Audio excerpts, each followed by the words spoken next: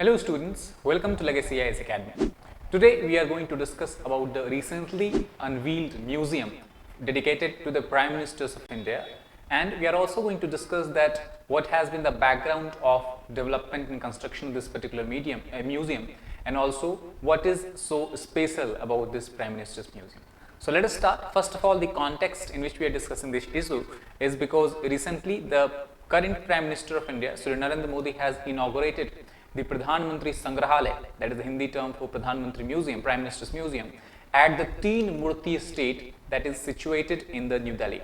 This museum recalls the tenures of 14 Prime Ministers, right from Jawaharlal Nehru the first Prime Minister to the Manmohan Singh before the current Prime Minister Narendra Modi, and also this particular museum also brings into light the challenges that our Prime Ministers have faced while navigating the country through difficult times. The museum is still a work in progress, and that is why the current Prime Minister Modi's own tenure is not part of the narrative of the museum. That is why only 14 Prime Ministers, as we discussed before, from the Pandit Jawaharlal Nehru to Dr. Manmohan Singh, whose life and whose we can say contribution to the nation has been clearly established there.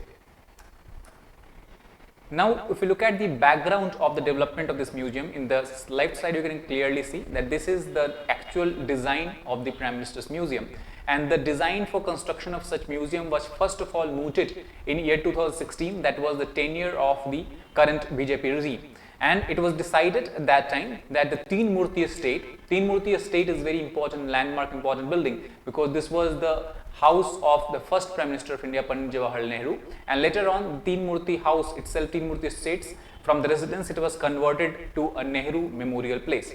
So the idea was to construct and build up the Prime Minister's Museum in the same residence. However, the opposition party at that time made a lot of furore, saying that this particular house is the house that belonged to Pandit Jawaharlal Nehru, and that is why we cannot or we should not erase the memory and bring all the Prime Ministers into the same place. So at that time, Dr. Manmohan Singh, who was the leader of opposition at the time, he also actually expressed concern over the agenda to change the nature and character of Nehru Memorial Museum and Library, and penned down a very strong letter to the Prime Minister Narendra Modi.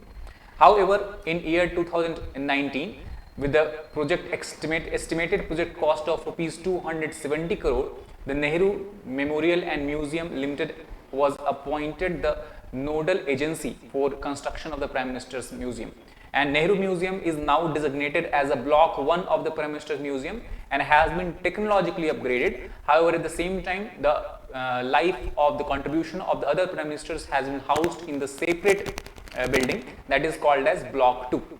Apart from that, we have extra addition of 2 separate galleries in the Nehru Museum. One, we have the addition of Constitution Gallery, where the important amendments, important we can say articles and important development that has happened during the making of Constitution has been clearly mentioned there. Apart from that, the new addition of India at Independence, British Legacy, is another gallery that has been added in the Nehru Museum. Now, if you look at the block 2, that is a new museum which houses 13 other Prime Ministers of India.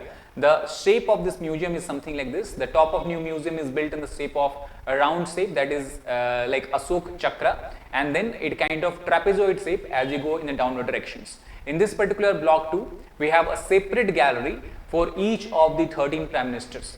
And while making this particular museum, the guiding principles was that the recognition should be given equally to the contribution of all the Prime Ministers in a non-partisan manner. Non-partisan manner means that since the museum is being constructed during BJP rule, it does not mean that the Prime Ministers who came from BJP party, Bharatiya Janata Party, will be given more importance while others will be left out. That was not the principle. Equally, despite belonging to any political parties, all the Prime Ministers and their achievements, their decisions and their important landmark decisions that they have taken during tenure has been clearly stated in a non-partisan manner.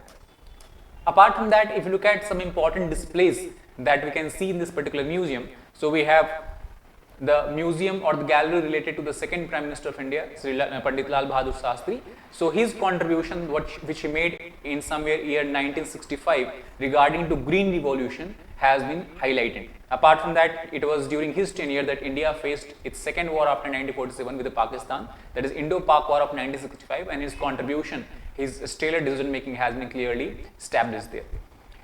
Apart from that, while construction of this museum was going on, the museum authorities and the officials also asked and requested the family members of the prime ministers to send some personal effects of the people, of the prime ministers, and that is why from the Lal Bahadur Shastri's family they sent the charkha, badminton racket and some letters that belonged to the late Prime Minister Lal Bahadur Shastri.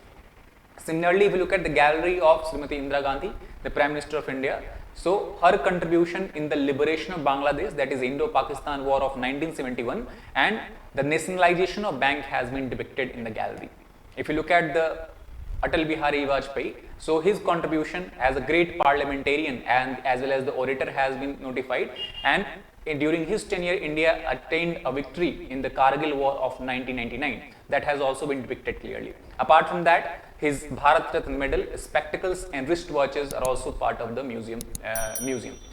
Then if you look at Dr. Manmohan Singh, his contribution in the economic reforms during the early 1990s, under the early 1990s when he was the finance minister, and also during prime ministership, his contribution with the establishment of a much normal or much stronger relationship with the United States of America, and especially signing of civil nuclear deal that allowed India to import nuclear fuels for the peaceful purposes, was also or is also being depicted in the museum.